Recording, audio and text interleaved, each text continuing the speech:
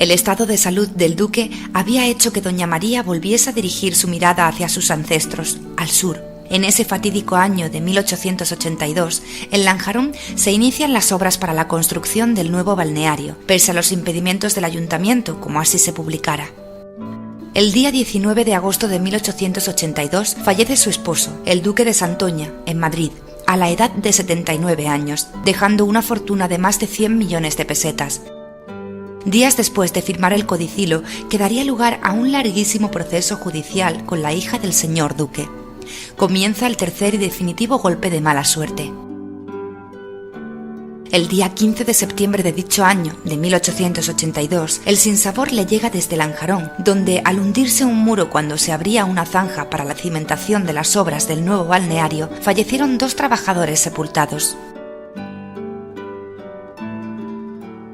En 1883, el problema cañero en Motril se agudiza de forma tal que los cultivadores de la caña de azúcar se encierran en protesta por los precios establecidos, muy inferiores con respecto al año anterior.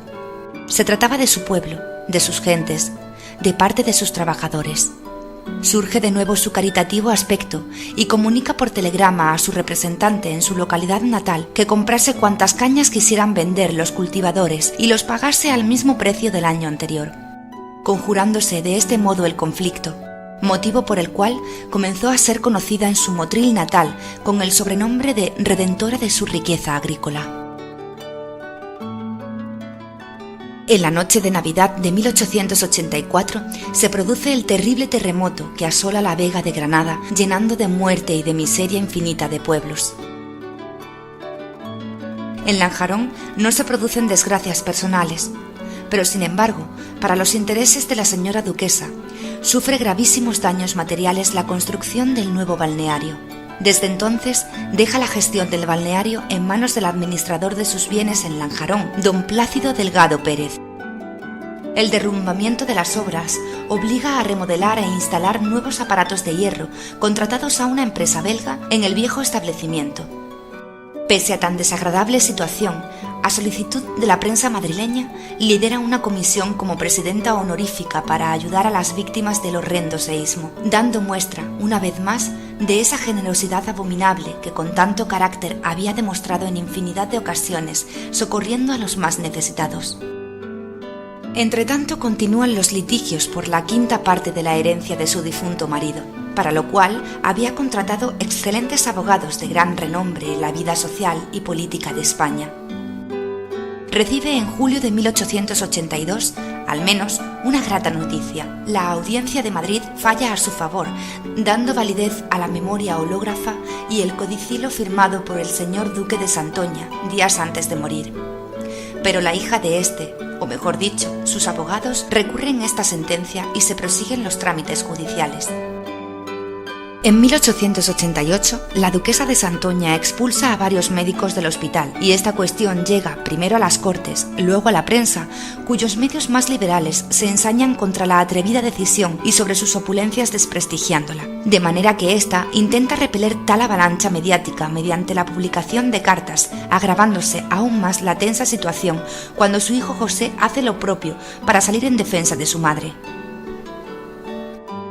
El 27 de noviembre de 1889, el ministro de Gobernación, acosado por los diputados y senadores y por un sector amplio de médicos, ordena que la Junta Provincial de Beneficencia de Madrid se haga cargo de la administración del Hospital del Niño Jesús. Solicitó sin éxito que el Estado le abonase las cantidades invertidas en la adquisición de los terrenos y en la construcción. A partir de 1891 son constantes los anuncios y edictos de citación que se publican en el Diario Oficial de Avisos de Madrid, en reclamaciones de deudas, préstamos y subastas de bienes, todos ellos contra la señora duquesa, viuda de Santoña. El 15 de marzo de 1892 fallece en Madrid su hijo José, asistiendo al entierro junto a sus 3 nietas, su padre que aún vivía y otros familiares y muy pocos amigos. Se le siguen acumulando las desgracias. Denunció a su cocinero, Gustavo Draun, por desaparecer habiéndole incautado 95 pesetas. Se incendian la dehesa situada en Fuentes de Fresno y una de las habitaciones del palacio, del que iba a ser desahuciada. En los mentideros madrileños circulaba el rumor de que estos no habían sido fortuitos, sino que tenían impreso una maliciosa intencionalidad. En 1893, don Enrique Parella, importante acreedor de la viuda, consigue el embargo del Palacio de los Duques de Santoña de la calle Príncipe y le realiza algunas reformas, vendiendo a don José Canalejas Méndez, a la sazón, diputado a Cortes, ministro en varias carteras y presidente de la Cámara, uno de los pisos en donde fijó su residencia.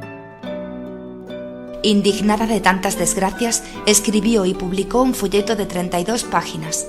En el mismo se relacionan los nombres de quienes habían acudido a los juzgados a reclamar débitos, deudas o créditos por concurso de acreedores, haciendo mención expresa de las cantidades que cada uno de ellos solicitaba.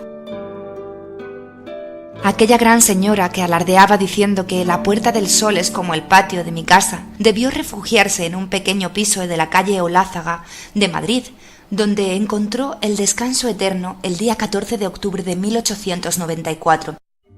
Así se describió la crónica de su fallecimiento en la prensa granadina. En un modesto piso de la calle de Olózaga, donde había ido a refugiarse entre los últimos restos de su pasada grandeza, falleció el sábado en Madrid nuestra paisana la duquesa viuda de Santoña. Quebrantos de fortuna, desengaños,